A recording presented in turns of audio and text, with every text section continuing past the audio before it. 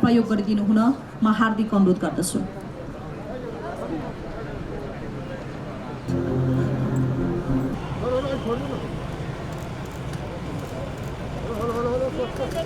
पुनर्निर्मित ऐतिहासिक, धार्मिक, सांस्कृतिक धरोहरको समुद्घाटन समारोहका प्रमुख अतिथि सम्माननीय प्रधानमन्त्री केपी शर्मा ओलीज्यूको आगमन भएको छ। हामी उहाँलाई हार्दिकताका साथ स्वागत गरौँ।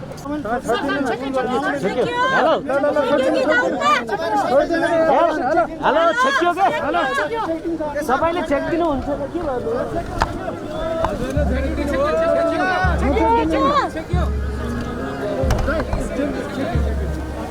के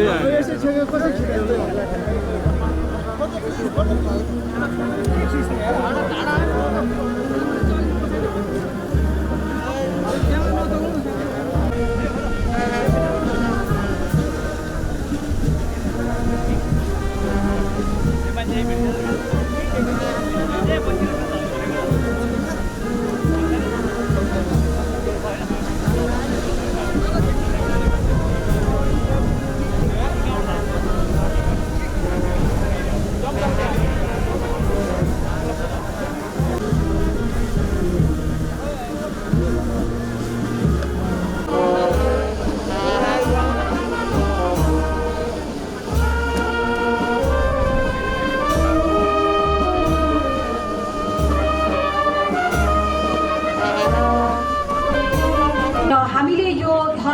ऐतिहासिक विशेषतालाई हेर्नुपर्दा काठमाडौँ उपत्यकाको मध्यभागमा श्रीपेट झैँ अवस्थित उच्च धरोहर महारानी धरहरा एवं भीमसेन स्तम्भका नामले पनि परिचित छ, प्रसिद्ध छ र काठमाडौँ उपत्यकाको प्राय सबैतिरबाट सहज रूपमा देख्न सकिने यो स्तम्भलाई नेपालकै एउटा मात्रै मिनार वास्तुकलाका रूपमा समेत चिन्दछौँ।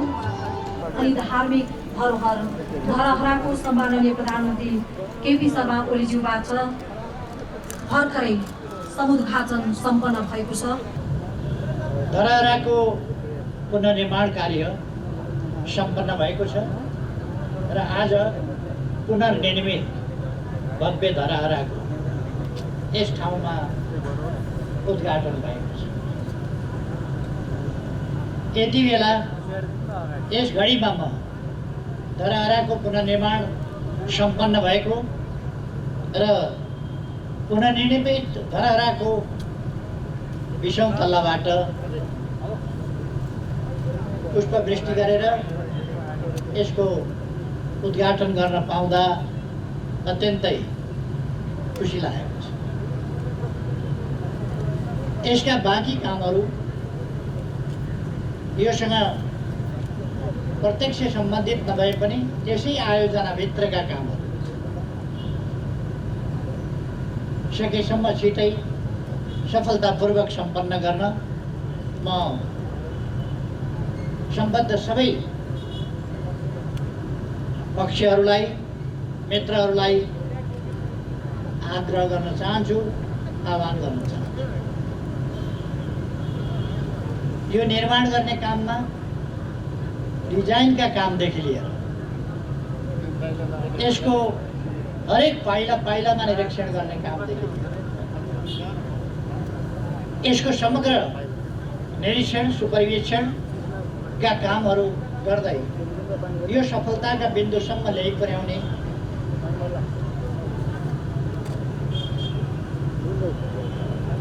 पुनर्निर्माण प्राधिकरण, त्यसका कार्यकारी प्रमुख लगायत प्राधिकरण सिंहैलाई म बधाई भन्न चाहन्छु र धन्यवाद भन्न चाहन्छु। त्यसैगरी यसमा क्रियाशील रहनुहुने सम्पूर्ण इन्जिनियरहरू र अरू तमाम व्यक्तिहरू जसले दुःख मेहनत गरेर यसलाई सम्पन्न गर्नुभएको छ, सबैप्रति पनि म धन्यवाद ज्ञापन गर्न चाहन्छु। आज राति पनि मैले हेरिरहेको थिएँ, राति पनि काम चलिरहेको थियो यसलाई लिप्ने बढार्ने पोत्ने अनेक कामहरू आज राति पनि देखाइराखेको मैले देखेको। यसरी दिन रात नभनिकन यस काममा जुटेर यसलाई सफल बनाउने सबै धन्यवादका पात्र हुनुहुन्छ। यस काममा सहयोग पुर्याउने महानगरपालिका र स्थानीय तहका प्रदेशका स्थानीय तहका सम्पूर्ण जनप्रतिनिधिहरू, यहाँका माननीय सांसद सबैलाई पनि म धन्यवाद गर्न चाहन्छु। उहाँहरूले अत्यन्तै राम्रो सकारात्मक योगदान गर्नुभएको छ। यो एउटा अत्यन्तै महत्त्वपूर्ण ऐतिहासिक काम हो। हाम्रो इतिहास, हाम्रो गौरव, यो गौरवको रूपमा नै यहाँ स्थापना गरिएको थियो र यस गौरवलाई प्रकृतिले पटक पटक ध्वस्त बनायो। पटक पटक यो पुनर्निर्माण पनि भयो। तर त्यति बेलाको प्रविधि त्यस्तै प्रकारको थियो र हामीले देखिहाल्यौँ। 72 साल वैशाख 12 गते एउटा त्रासदीपूर्ण र विनाशकारी भूकम्पले यसलाई फेरि अघि नै हामीले सुन्यौँ। यस सन्दर्भमा यो ढल्नसँगै लगभग 5 दर्जन मानिसहरूको ज्यान गएको छ। म उहाँहरूलाई स्मरण गर्दै अहिले पनि फेरि एकपल्ट श्रद्धासुमन अर्पण गर्न चाहन्छु। त्यति बेला त्यस दुर्घटनामा परेर पनि बाँच्न सबल भएकी चेलीलाई भर्खरै हामीले सम्मान गरेका छौँ। अरू निर्माण काममा जुट्ने साथीहरूलाई हामीले सम्मान गरेका छौँ। उहाँहरू सम्मान लायक हुनुहुन्छ र म उहाँहरूलाई फेरि पनि सम्मान गर्न चाहन्छु जसले सम्मान प्राप्त गर्नुभएको छ। अरू पनि थुप्रै सम्मान प्राप्त गर्न योग्य योगदान गरेका व्यक्तिहरू हुनुहुन्छ, तर त्यसमध्ये छानेर हामीले सीमित गर्नु पर्यो सम्मान प्राप्त गर्ने व्यक्तिहरूलाई। स्वाभाविक हो कि सबैलाई सम्मान गर्न सम्भव पनि भएन, तर त्यसमध्ये अग्रणी भूमिका खेल्नेहरूलाई हामीले सम्मान अर्पण गरेका छौँ। हामीले धरहराको पुनर्निर्माण एउटा नेपालको गौरव, काठमाडौँ चिनिने एउटा काठमाडौँको परिचय, नेपालको परिचय, नेपालको गौरव र यससँग एउटा इतिहास पनि जोडिएको छ। यसरी हामीले यसलाई ढलिरहन दिनु हुँदैन र यसमा यद्यपि मैले 72 साल फागुन 4 गते सुरु गरेको मै बनाउँछु मेरो धरहरा अभियान अन्तर्गत हरेक नागरिकले आफ्नो तर्फबाट गर्ने योगदानबाट नै हामी धरहरा बनाउँछौँ भन्ने अभियान थालेको थियो। तर त्यो अभियान त्यस रूपमा अगाडि जान सकेन।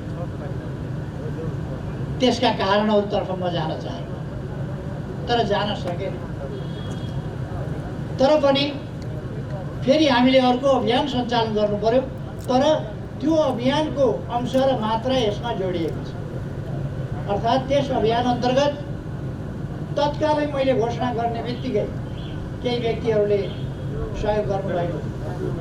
त्यसै स्थानमै सहयोग गर्नुभएको थियो र मैले अहिले नाम बिर्सेँ, उहाँले बताउनु भएको थियो। उहाँले तत्काल 1000 रुपियाँ दिएर सुरु गर्नुभएको थियो। एकजना व्यक्ति त्यहाँ उपस्थित भएको सर्वसाधारण, त्यहाँबाट त्यसको अभियानको सुरु भएको थियो र सायद 36 करोड जति रुपियाँ त्यसमा उठ्यो। 24 करोड रकम उठेको रहेछ। जे होस्, देशभित्र र बाहिर रहेका थुप्रै नेपालीहरू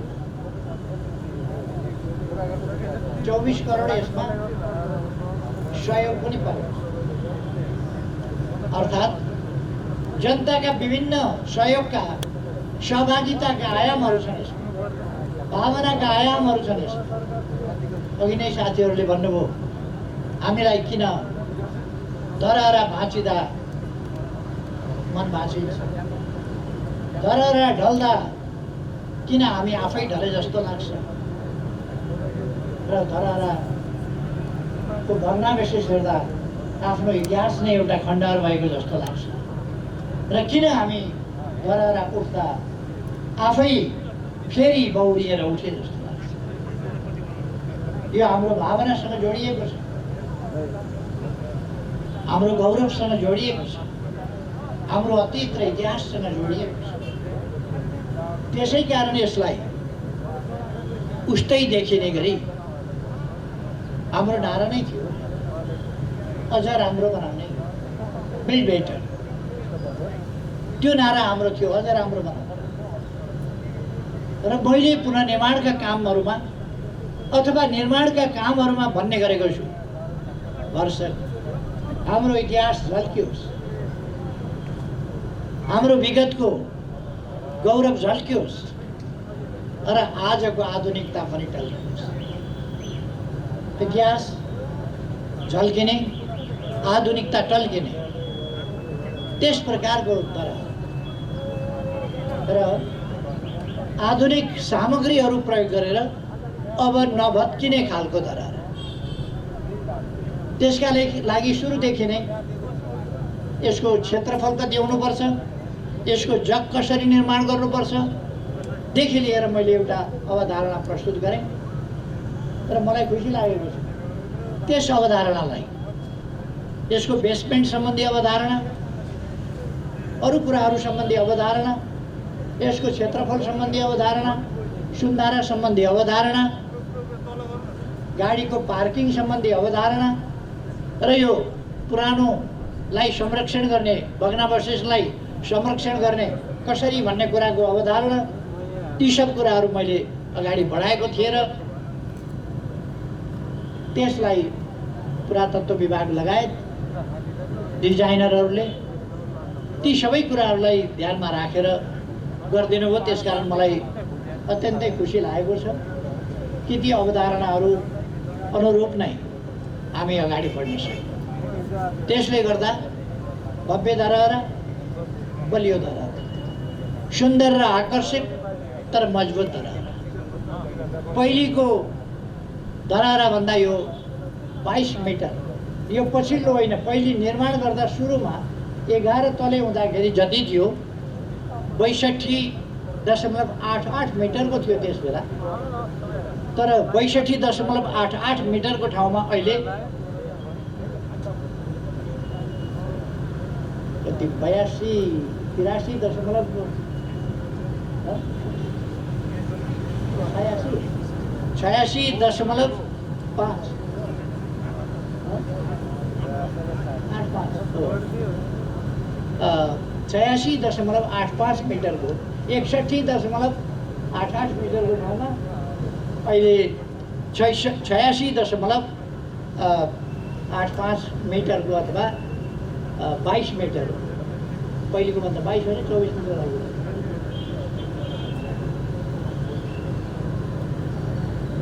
जे होस्, पहिलेको भन्दा 24-25 मिटर 25 मिटर अग्लो रहेछ र मजबुत छ। यसको जग, यसको बनावट, यसमा प्रयुक्त मेटेरियल सबै हिसाबले यो मजबुत छ। यो खुसी हो। यससँगै हामीले अरू थुप्रै निर्माणका कामहरू गरेका छौँ। अहिले भर्खर हामीले वृत्तचित्रमा हेऱ्यौँ, रानी पोखरीको निर्माण भएको छ। त्यो सम्पन्न भइकन उद्घाटन भइसकेको छ। हामीले दरबार हाई स्कुल, नेपाली सेनाको प्रधान कार्यालय आदि कुराहरू पनि यस बिचमा निर्माण भएका छन्, जो वृत्तचित्रमा पनि अत्यन्त भव्यताका साथ हामीले हेऱ्यौँ। दशरथ रङ्गशालाको पुनर्निर्माण भएको छ र भव्य रङ्गशाला पनि हामीले हेऱ्यौँ। यसरी मैले माथिबाट पनि घुमेर हेरेँ, अत्यन्तै भव्य दृश्य देखिन्छ र त्यो त्यति उचाइमा भएको हुनाले तीव्र वेगका साथ, यहाँ जस्तो होइन, यहाँ हावा चलेको छैन, हल्का हावा चल्या होला, तर माथि धेरै वेगका साथ हावा चलेको छ। किनभने त्यो त्यति उचाइमा छ जसले गर्दा त्यहाँ वेगका साथ हावा चल्छ, जसलाई कुनै चिजले पनि छेकेको छैन। मलाई अलिअलि आइफल टावर चढ्दाको स्मरण भयो। आइफल टावर चढ्दा माथि पुगेपछि उदम हावा चल्छ।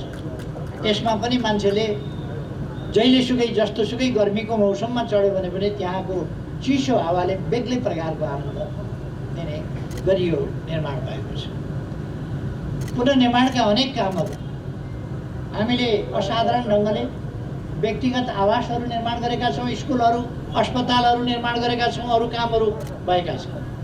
र यस बिचमा यी 3 वर्षहरू नेपालको इतिहासमा विकासको तीव्र गतिको एउटा रफ्तारको र त्यसै अनुसारको परिवर्तनको यो अवधि रह्यो। यी 3 वर्षहरूको अवधि रह्यो। यो अवधि पुनर्निर्माणको अवधि, निर्माणको अवधि, विकासको अवधि, परिवर्तनको अवधि,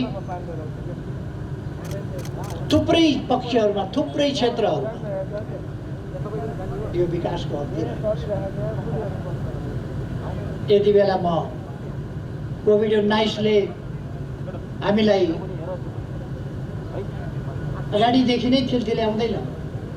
गएको वर्ष पूर्ण रूपमा हामी कोभिड-19बाट हाम्रो सामाजिक जनजीवन, हाम्रो अर्थतन्त्र र हाम्रा विकास निर्माणका कामहरू, पुनर्निर्माणका कामहरूमा समेत गत वर्ष प्रतिकूल असर पर्यो।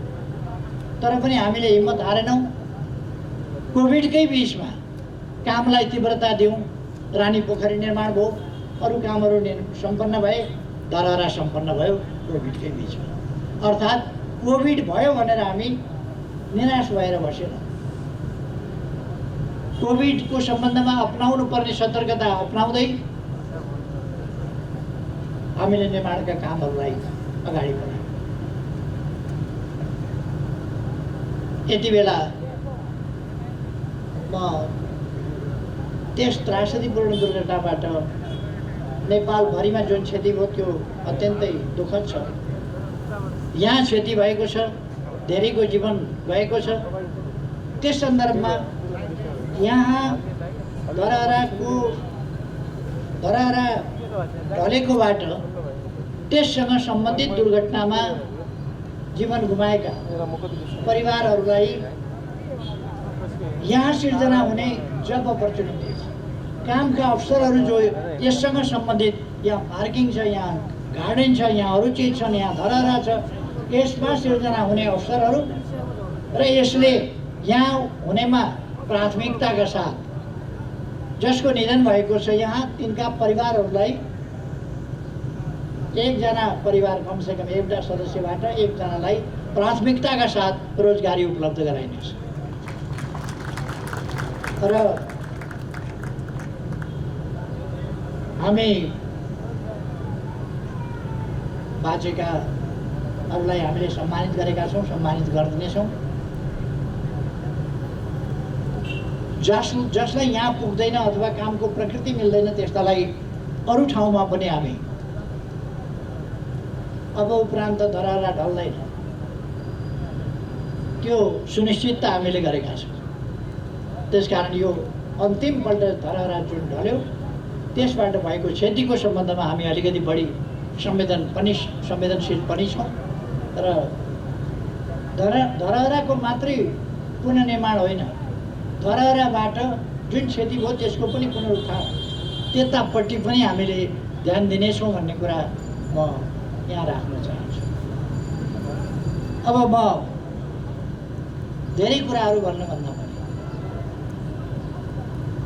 समृद्ध नेपाल, सुखी नेपाली बनाउने हाम्रो राष्ट्रिय आकांक्षा, हामी देशलाई एउटा सुशासनयुक्त, आधुनिक, विकसित, अत्यन्तै सभ्य, सम्भ्रान्त, आकर्षक, सुन्दर, विकसित देशको रूपमा बनाउन चाहन्छौँ, विकास गर्न चाहन्छौँ र त्यो समृद्धि जनतालाई उपलब्धिहरूको हिस्सेदारी पनि समुचित ढङ्गले उपलब्ध गराउने गरी कोही पनि भोकै नपर्ने गरी, कोही पनि भोकमरीमा परे भन्ने स्थिति नहुने गरी नेपाललाई विकसित गर्छौँ। यस बिचमा हामीले सडकभरि देखिने बालबालिकाहरू, सडक बालबालिकाहरू, त्यो सडक बालबालिका सडकमा देखिने स्थितिलाई अन्त्य गरेका छौँ र अन्त्य गर्दै जानेछौँ। मैले भनेको छु, काठमाडौँका सडकभरि सहयोगापक्षी मानवहरू देखा पर्थे, अहिले देखा पर्दैनन्। देखा परे भने उनीहरूको हामी बन्दोबस्त गर्छौँ। त्यसर्थ यो 2078 साललाई हामीले विभिन्न ढङ्गले अनेक कुराहरू नयाँ नयाँ घोषणा गरेका छौँ।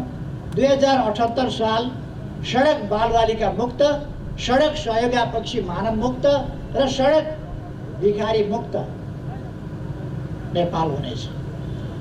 सँगै नेपाललाई हामी 78 सालभित्र सडक बालबालिका मुक्त, भिखारी मुक्त र सहयोगापेक्षी मानव मुक्त, कोही पनि अलपत्र हुन पाउँदैन यहाँ, किनभने यहाँ अभिभावकत्व लिने सरकार छ। जो दुखी छ, जो गरिब छ, उसको दुःख, उसको गरिबी, उसका समस्याहरू समाधान गर्ने सरकार छ। त्यति बेला म नेपाली जनतालाई, सम्पूर्ण दिदीबहिनी दाजुभाइहरूलाई आग्रह गर्न चाहन्छु, देश हामीले बनाउने हो, हामीले बनाउने हो देश, र हामी बनाउन सक्छौँ। हामी सहयोगापेक्षी भएर बस्ने होइन, हामी कर्मठ भएर बस्ने हो। नेपाली जाति भिखमङ्गा हुन सक्दैन। दान गर्ने दाता जाति हो, भिखमङ्गा होइन। त्यसकारण यसलाई दाताको हैसियतमा उठाउन हामीले आफ्नो ठाउँबाट प्रयास गर्न जरुरी छ। हामीले हाम्रो देशलाई सम्पन्न र एउटा दाता राष्ट्रको रूपमा, अहिले त हामी दाता कहाँ भेटिएला भनेर सहयोगको अपेक्षा गर्ने अवस्थामा छ। यस अवस्थालाई हामीले फेर्नुपर्छ। हामीसँग स्रोतहरू छन्, हामीसँग खनिजहरू छन्, हामीसँग उर्वर जमिन छ, हामीसँग नदीनालाहरू छन्, हामीसँग हिमाल छ, हामीसँग पहाडहरू छन्, हामीसँग उपत्यकाहरू छन्, हामीसँग तराई छ, हामीसँग भौगोलिक विविधता छ, जैविक विविधता छ, वनस्पतीय विविधता छ। यो साधारण कुरो होइन। हामीले विविधता अनुरूपका उत्पादनहरू गर्न सक्छौँ। हामी खाद्य वस्तुहरूको उत्पादन, आवश्यक उपभोग्य सामग्रीहरूको उत्पादन गर्न सक्दछौँ। त्यसका लागि चाहिने कच्चा पदार्थ हामी आफ्नै देशमा पाएसम्म आफ्नै देशको उत्खनन गर्छौँ, प्रशोधन गर्छौँ र त्यसलाई कच्चा पदार्थको रूपमा अगाडि बढाउँछौँ। हामीले तेल खानीको अन्वेषण गरिरहेका छौँ। हामी फलाम खानीको अन्वेषण गरेर अब फलाम खानी सुरु गर्ने दिशामा अगाडि बढिरहेका छौँ। त्यसो गरेपछि हामीसँग आइरन एन्ड स्टिल, त्यसको लागि बाहिर जानु पर्दैन। हामी अरू अटोमोबाइल्स आदिका फ्याक्ट्रीहरू, इलेक्ट्रोनिक गुड्स, त्यसका निम्तिका सामग्रीहरू आफै उत्पादन गर्न सक्छौँ। त्यसै कारण हामी अब विभिन्न चिजहरू आफ्नै देशमा, रासायनिक मल आफ्नै देशमा, इलेक्ट्रिक गाडी आफ्नै देशमा, लगायतका चिजहरू, अरू मेसिनरी सामानहरू, यो हामीले प्रयोग गर्नै पर्ने भएपछि मोबाइल किन आफै उत्पादन नगर्ने, कम्प्युटर किन आफै उत्पादन नगर्ने, टेलिभिजन हेर्नै पर्ने भएपछि टेलिभिजन हामीले किन आफै उत्पादन नगर्ने। जे चिज हामीलाई चाहिन्छ ती चिजहरू हामी आफैले उत्पादन गर्नुपर्छ। हामी उत्पादक हुनुपर्दछ, उपभोक्ता मात्रै होइन। अहिलेसम्म हाम्रो ट्रेड उपभोक्तावाला ट्रेड छ। हामी जे पनि उपभोक्ताको रूपमा उपभोग गर्छौँ, बाहिरबाट आयात गर्छौँ, दुःखले कमाएको पैसा बाहिर पठाउँछौँ, अरूको बजार बन्छौँ, आफ्नो सामान उत्पादन गर्न सक्दैनौँ। यो स्थितिको अन्त्य गर्नुपर्छ। यो स्थितिको अन्त्य गर्नका लागि नै सरकार लागेको छ र यसका नतिजाहरू देखा पर्न थालेका छन्। हरेक क्षेत्रमा हामी हरेक क्षेत्रमा अत्यन्तै तीव्र गतिका साथ काम गरिरहेका छौँ। आज बिहान मात्रै हामीले वीरेन्द्र सैनिक अस्पताल त्यस ठाउँमा अर्को 750 बेडको आधुनिक सुविधा सम्पन्न भव्य अस्पतालको शिलान्यास गर्यौँ, जहाँ आकस्मिक रूपले आइपर्ने समस्याहरू अप्ठ्याराहरू 6000 सम्मलाई सम्बोधन गर्न सक्ने, उपचार गर्न सक्ने गरीका 6000 थपलाई उपचार गर्न सक्ने र नियमित रूपमा 750 बेडको स्तरीय विभिन्न विधाहरूमा उपचार गर्न सक्ने त्यस प्रकारको अस्पतालको शिलान्यास हामीले गरेका छौँ। हामीले शिक्षाको क्षेत्रमा विश्वविद्यालयहरू, विद्यालयहरू, महाविद्यालयहरू, अरू विभिन्नको पुनर्निर्माण र निर्माणका कामहरू गरिरहेका छौँ। अस्ति भर्खर मात्रै हामीले 6 अरब भइरहेका विद्यालयहरूको सुविधा, त्यसमा 6 अरब रकम खर्च गर्यौँ। अस्ति भर्खर मात्रै हामीले हरेक पालिकामा पुग्ने गरी कमसेकम हरेक पालिकामा पुगुन् त्यसरी 396वटा अस्पतालहरू निर्माण सुरु गरेका छौँ। साना अस्पतालहरू, खास गरी 5 शय्यादेखि 10 र 15 शय्याका अस्पताल, ताकि ती प्रारम्भिक सुविधाहरू, प्राथमिक उपचारका सुविधाहरू आदि कुराहरू ती ठाउँहरूमा पुगुन्, डाक्टर सहितको सुविधा त्यहाँ उपलब्ध हुन सकोस्। यसका लागि हामीले कामहरू सुरु गरेका छौँ। अहिले हामीले गरेका विकासका कामहरू, हामीले गरेका नयाँ नयाँ कुराहरू, नयाँ नयाँ चिजहरू के हामीले गऱ्यौँ त्यो सबैको फेरिस्त अहिले म यहाँ प्रस्तुत गर्न लागिरहेको छु। तर हामी एउटा मात्रै होइन, एक क्षेत्रमा मात्रै होइन, अनेक क्षेत्रमा बाटा घाटा, पुल, पूर्वाधार, विद्युत, खानेपानी, यहाँहरूलाई थाहा छ अहिले काठमाडौँमा 17 करोड लिटर मेलम्चीको पानी सप्लाई हुने गरेको छ र हामीले यस बिचमा छिटोभन्दा छिटो काठमाडौँमा मेलम्चीको पानी ल्याइ पुर्याउन, धारा धारामा बाँड्नका लागि धेरै मेहनत गर्नु र त्यसको फलस्वरूप काठमाडौँमा पानी वितरण भएको छ। मान्छेहरूले भयावह चित्रण गर्ने गर्थे, मेलम्चीको पानी आउने बित्तिकै भयावह स्थिति हुनेछ, ठुला दुर्घटना हुनेछन्, पाइपहरू फटाफट फुट्नेछन्, अनेकतिरबाट भयावह स्थिति सिर्जना हुनेछ आदि इत्यादि आतंक मान्छेहरूलाई यस्तो पारिदिएको थियो कि वर्षक मेलम्चीको पानी नआए हुन्थ्यो क्या हो, मेलम्चीको पानी आयो भने त विनाश गर्छ कि क्या हो, कुनै विनाश गर्दैन। त्यो सबै हेरेर, आकलन गरेर, त्यसको परीक्षण गरेर, प्रयोग गरेर अनि मात्रै वितरण गरिएको छ।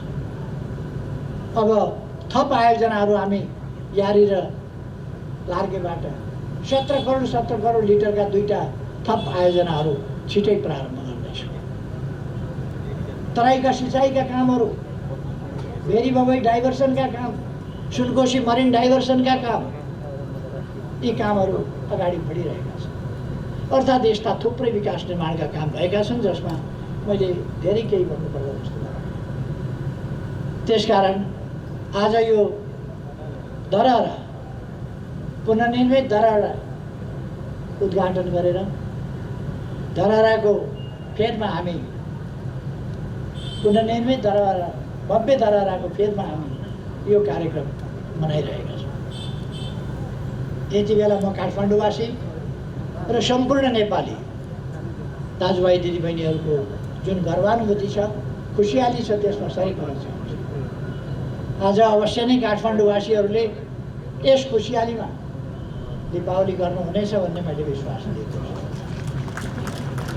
कमसेकम हामी आफ्ना घरमा दीपावली गर्न सक्छौँ, दीपावली गरौँ भन्ने आग्रह गर्न चाहन्छु। यो खुसीको क्षण हो। आज अर्को एउटा ऐतिहासिक दिन, दरबार हत्याकाण्डपछि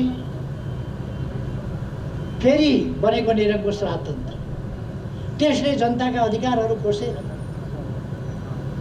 एउटा निरङ्कुश अन्धकार युगतिर नेपाललाई फर्काउन खोजेको थियो। नेपाली जनताका सचेत प्रयासले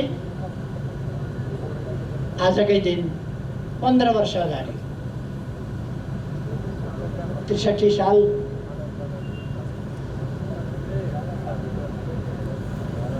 वैशाख 11 गते सफलता प्राप्त गरेको थियो र यसलाई हामी लोकतन्त्र दिवसको रूपमा पनि भन्ने गरेका छौँ, मनाउने गरेका छौँ। यस लोकतन्त्र दिवसको सन्दर्भमा पनि म सम्पूर्ण नेपाली दाजुभाइ दिदीबहिनीहरूमा हार्दिक बधाई भन्न चाहन्छु, धेरै धेरै शुभकामना भन्न चाहन्छु। लोकतन्त्र सुदृढ हुँदै गएको छ। लोकतन्त्रलाई कमजोर पार्न खोज्ने दक्षिणपन्थी प्रतिक्रियावादी शक्तिहरू कमजोर हुँदै गएका छन् र विभिन्न प्रकारले देश, जनता, विकास, समृद्धि, जनताको सुखसँग मतलब नभएका स्वार्थमा तल्लीन तत्त्वहरू छटपटाइ पनि रहेका छन्। यसमा चिन्ता गरिरहनु पर्दैन। म सम्पूर्ण दाजुभाइ दिदीबहिनीहरूलाई भन्न चाहन्छु, हामीले हाम्रो देश विकास गर्ने हो, समृद्ध बनाउने हो र नेपाली जनतालाई सुखी बनाउने हो। यसका निम्ति आफ्ना ठाउँबाट हामी इमान्दारिताका साथ जुटौँ। धरहरा निर्माण हुँदो रहेछ भयो, रानी पोखरी निर्माण हुँदो रहेछ भयो, मेलम्चीको पानी ल्याउन सकिने रहेछ आयो। यी सबै कामहरू हामी गर्न सक्दा रहेछौँ। अब अगाडिका कामहरू, समृद्धिका निम्तिका हाम्रा प्रयासहरू पनि सफल हुन सक्छन्। सफल पार्दै हामी अगाडि बढ्न सक्छौँ। हामीले बृहत्तर टुँडिखेल क्षेत्र, धरहरा लगायत, घण्टाघर लगायत, रानी पोखरी लगायत, टुँडिखेल क्षेत्रको, धुरीकुटी मण्डप लगायतको क्षेत्रको कस्तो खालको चाहिँ भोलि डिजाइन बनाउँछौँ भन्ने कुरा यो 2-3 वर्ष कतिभित्र हामी सक्छौँ। यसलाई त यो पनि डिजाइन अघि प्रस्तुत भएको थियो। म खुसी व्यक्त गर्न चाहन्छु र यो सन्देश पनि खुसीको दिन भन्न चाहन्छु कि काठमाडौँ एउटा नयाँ स्वरूप विश्वका मानिसहरूलाई आउँ भ्रमण गरौँ काठमाडौँ जस्तो लाग्ने र फर्किँदाखेरि एकपल्ट भ्रमण गर्नु काफी छैन, फेरि आउनुपर्छ भन्ने एउटा आउटगोइङ भिजिटर्स नोटबुक राखिदियो भने उनीहरूले त्यहाँ त्यो लेख्छ।